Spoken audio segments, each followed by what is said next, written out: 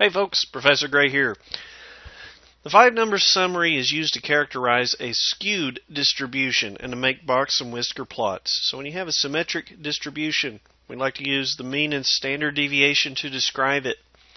If you have a skewed distribution, not symmetric, we use the 5-number summary. It has, spoiler alert, 5 numbers. That's the minimum, smallest number, the first quartile, the median, the third quartile, and the maximum. Well, the minimum and the maximum, easy for me to say, well, that's the lowest value and the highest value respectively. And the median is the one in the middle. So what are these quartiles? Glad you asked. Quartiles divide ranked data into 4 equal parts, like quarters separate a dollar into 4 equal parts, or quarters in a sporting event separate the time into 4 parts. Quarts separate a gallon into 4 parts. Quartiles divide the ranked data into 4 parts. The first quartile separates the bottom 25% from the top 75% of data. The second quartile splits the bottom and top 50% of data. The second quartile is also known as the median.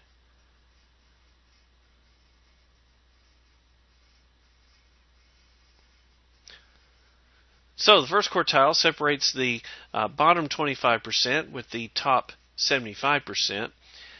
The second quartile separates the bottom 50% from the top 50%. That's also known as the median. And the third quartile separates the bottom 75% from the top 25%. Knowing these quartiles also allow us to calculate the interquartile range, or the IQR. That's found by subtracting Q1 from Q3. It's the range in the middle 50% of the data. Well, let's find the 5-number summary and the IQR for these data sets. First off is number 18.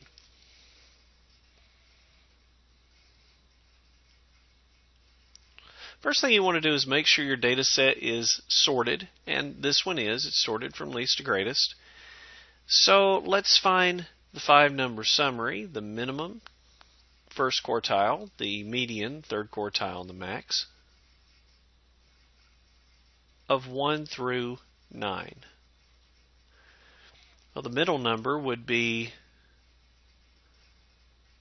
the number 5. That's the median.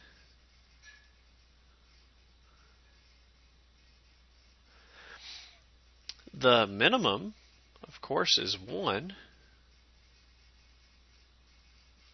The max would be 9.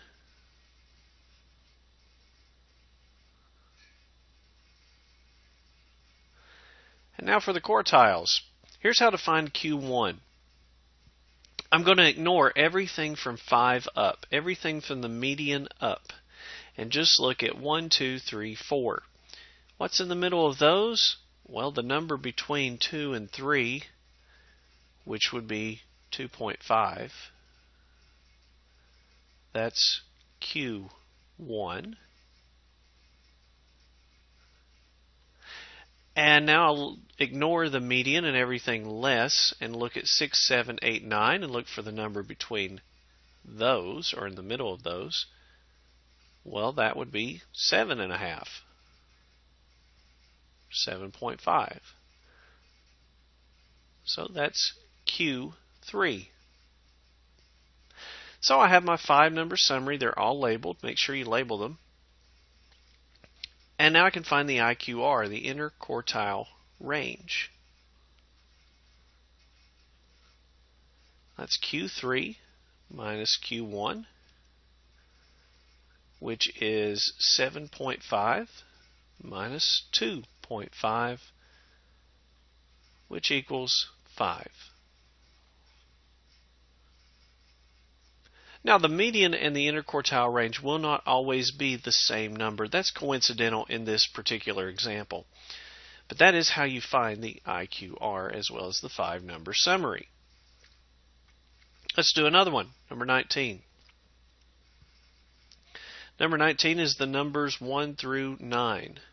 or excuse me, 1 through 10.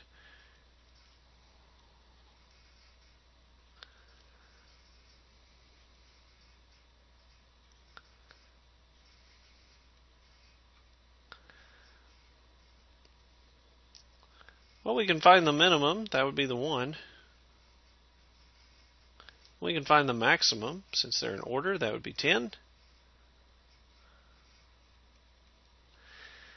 Okay, now for the median, it's not these 3, it's not these 3, it's not these 4 or these 4. It's got to be somewhere between 5 and 6. The number between 5 and 6 is 5.5.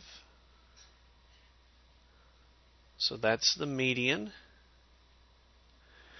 Now to find the quartiles. Well, I'll ignore 5.5 and everything bigger. And the number in between 1, 2, 3, 4, 5, the number in the middle of those is 3. That's Q1. If I ignore the median, 5.5, and everything below and find the middle of what's left, well, that's going to be 8. So 8 is Q3. Now I can find the IQR.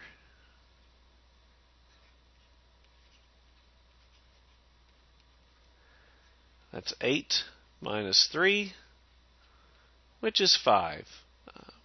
The IQR is not always 5, it just happens to be for these 2 examples. Let's do one more. Number 20.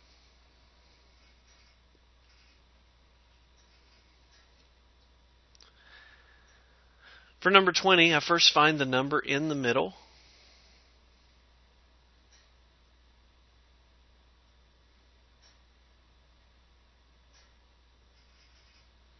That's going to be the number between 18 and 25. So the median would be 18 plus 25 divided by 2.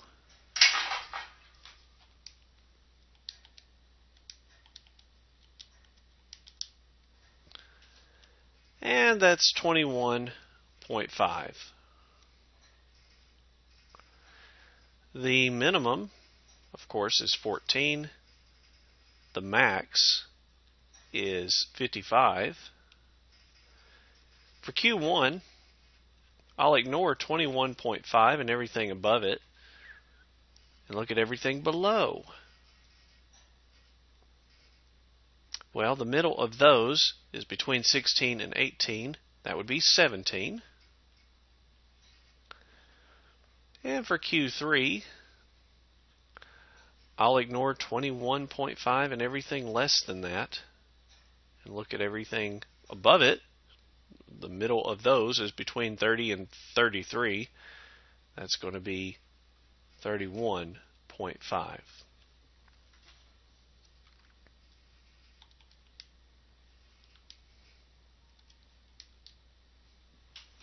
So now I have my 5-number summary. To find the IQR,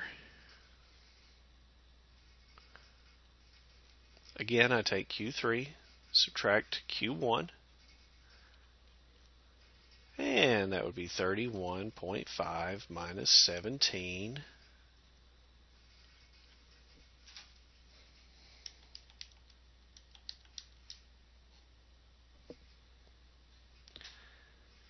Which is 14.5.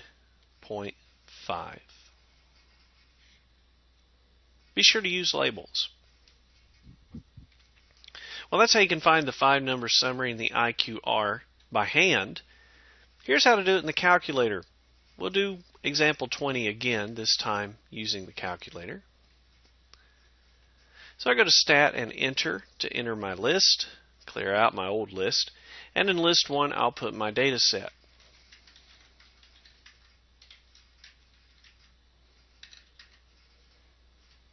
Once those are all in, I go to Stat, Calc, 1var Stats, tell the calculator I want list 1 with a no frequency list, and press Enter. Wait, there's no 5-number summary there. But if you press the arrow key, it will be revealed. If you scroll down, there's the minimum, 14, Q1, 17, median, 21.5, Q3, 31.5, and the max, 55. So, 1var stats, StatCalc 1var stats, gives you the mean, standard deviation for the sample as well as the population. It also gives you sample size, that's n, and the 5-number summary if you scroll down.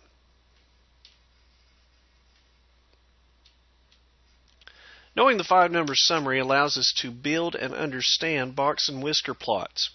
Those are also called box plots in some textbooks. In a box plot, a line extends from the minimum to the maximum, and a box appears with boundaries at Q1 and Q3. And a line appears at the median. So for this data set that's pictured, box plot of movie budget amounts in millions, the minimum's 4.5 mil, maximum is 225 million. Q1 is where the box starts, 35 million, ends at 113 million, and then another line inside the box shows me the median. Let's describe the distributions that correspond to these box and whisker plots. Number 21 is the heights in inches of a simple random sample of women. Would you describe that as skewed or symmetric? Well, it would be symmetric. If I folded this box and whisker plot over on itself, it would fold on itself. Number 22 is salaries in thousands of NCAA football coaches. Skewed or symmetric? It's absolutely skewed.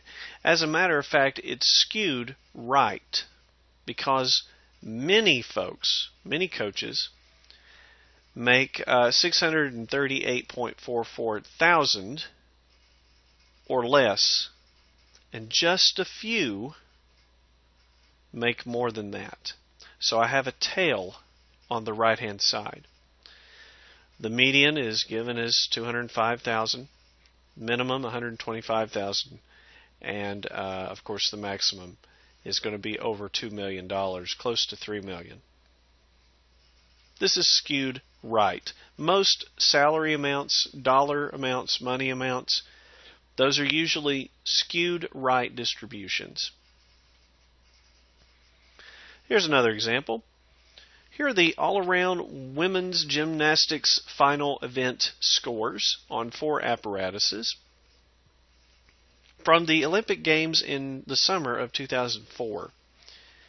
Floor, vault, uneven bars, and balance beam are all included. And these box and whisker plots involve these asterisks. Those asterisks are outliers. And they've been put on the graph with these asterisks to show that. So what do you think is the most difficult event? Well, if you take a look at balance beam, the scores vary very much on balance beam. They're very spread out. They're all over the place. If a contestant were to do a vault, for the most part, those scores are going to be pretty much the same. But if a contestant goes on the balance beam, their score could be a number of different things. It's very spread out. It's not as consistent. Thus, you can make the argument that the balance beam is the most difficult of these apparatuses. The vault is the most consistent event. Well, speaking of outliers, outliers are values that lie very far away from the vast majority of the other values in the data set. They lie outside. For example, Bill Gates is an outlier. He makes much more money than most people. The world's tallest man would be an outlier. We call a value an outlier, statistically speaking, if it is above the third quartile by an amount greater than 1/2 times the IQR, or if it's below the first quartile by an amount greater than 1/2 times the IQR. Well, why do we use 1.5 times the IQR? Well, it's by consensus. Statisticians agree that that is a good amount to use. Earlier in another video, we talked about unusual values, and those were 2 standard deviations above or below the mean. The use of 2 standard deviations is related to Chebyshev's theorem and deals with statistics or distributions that are symmetric. Outliers deal with distributions that are skewed. So let's determine if the following are outliers for this data set: 1, 2, 2, 3, 4, 5, 10.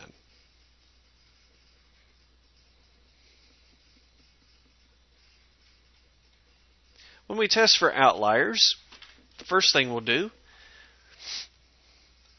is make a number line.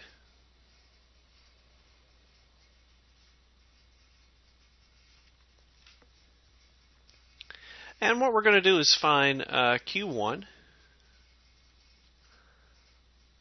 and Q3, and then we'll go 1.5 times the IQR above Q3, and we'll set a boundary. We'll go 1.5 times the IQR below Q1 and also set a boundary. Now, anything that's outside of these boundaries is an outlier.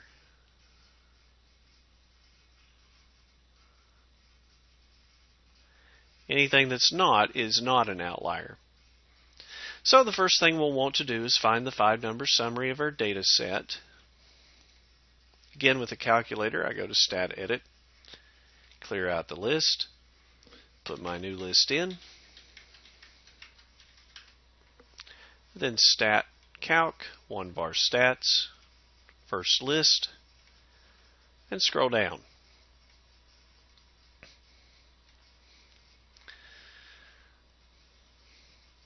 So Q1 is at 2, Q3 is at 5, and the IQR would be 1.5, or excuse me, not the IQR, but 1.5 times the IQR.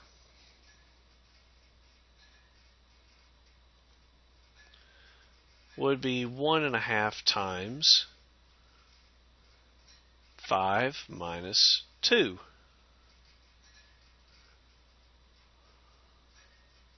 All right, well, 5 minus 2 is 3. So 1.5 times 3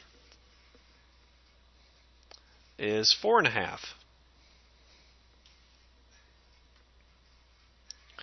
So I'm going to go 4.5 above 5 and 4.5 below 2 and set my marks. Q3 plus 4.5. That's 5 plus 4.5,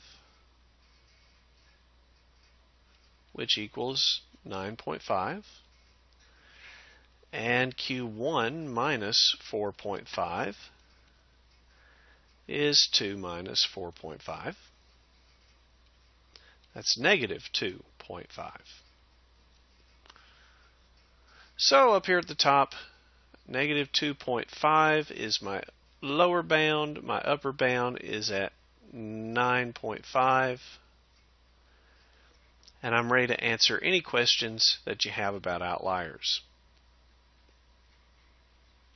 For example, determine if the following are outliers for this data set. Number 24 asks if 10 is an outlier. Well, 10 would fall outside of my range that I built. Fall above 9.5. So for number 24, that's a yes. 10 is an outlier. For number 25, 1 is not less than negative 2.5, so it falls within the middle, and that's a no. it is not an outlier. So that's how I find outliers.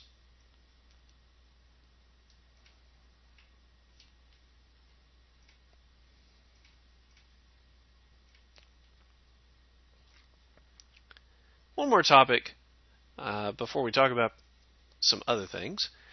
The coefficient of variation is a percentage that describes the standard deviation relative to the mean, and this is useful when you compare the variation in two or more data sets. It's denoted CV, coefficient of variation. The sample coefficient of variation is the sample standard deviation divided by the sample mean, and change that to a percent.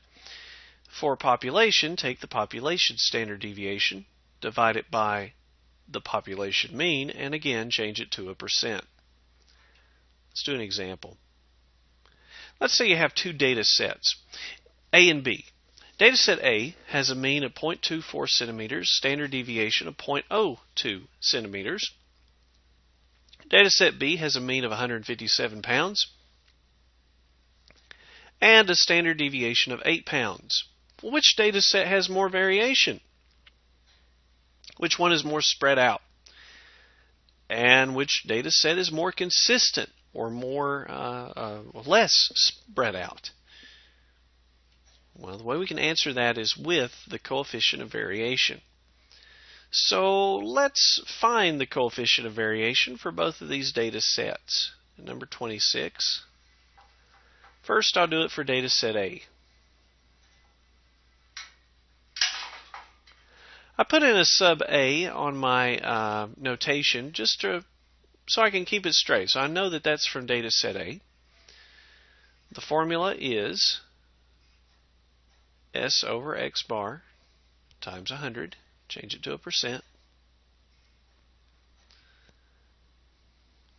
So 0.02 divided by 0.24 times 100.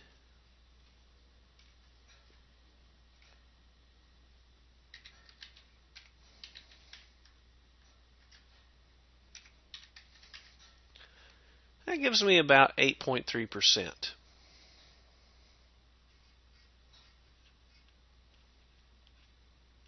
So there's 8.3% variation in data set A. I'll do the same thing for data set B, and then I'll compare the numbers.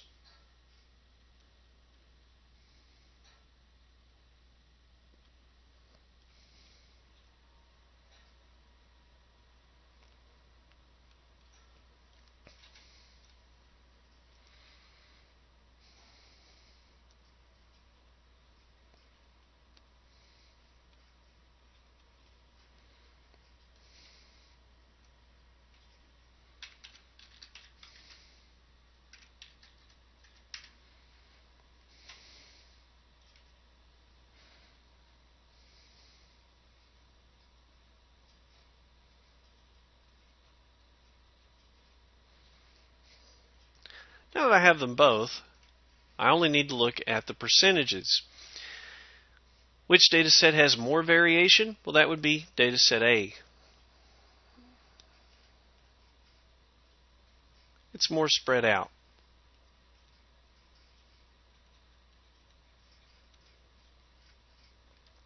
Which data set is more consistent? That would be B. B is more consistent because it is less spread out. There's less variation. When you're consistent at something, you get about the same thing every time.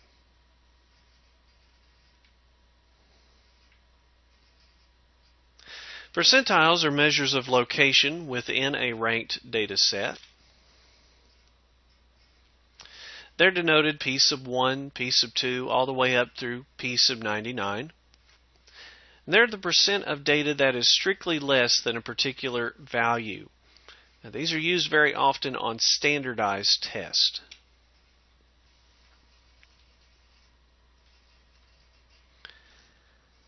Now, if you take the ACT or the SAT, or someday if you take the GRE, when you get your scores back in the mail, they come in as percentiles. Well, the percentile doesn't tell you what percentage you got right. It tells you how much better you scored than the other people that took the test. In particular, it tells you what percentage of other test scores you are strictly higher than. So the scores of students on an exam are listed below. What percentile does the student that scored a 94 fall into? Here's how we find out. For number 27,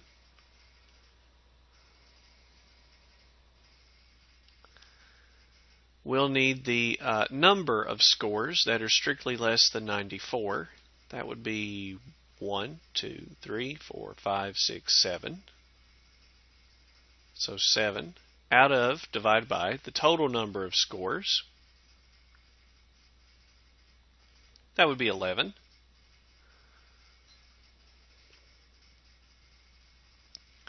And if we find the decimal equivalent of that, rounded to the nearest percent, that's 64%.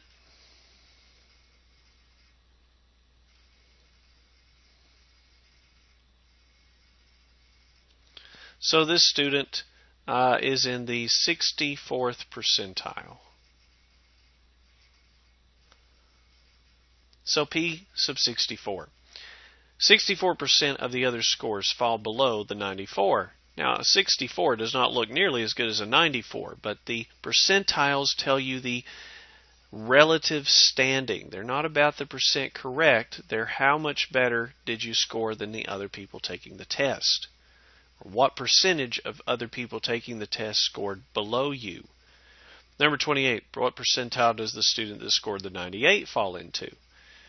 Well, there are 9 scores strictly less than 98 out of 11 scores total. And if I find the decimal equivalent, rounded to the nearest percent,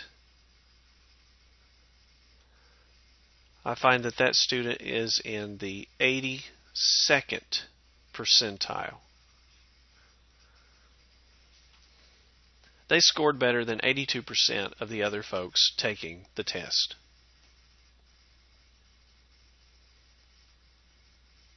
Well, those are percentiles, and that concludes the notes on descriptive statistics.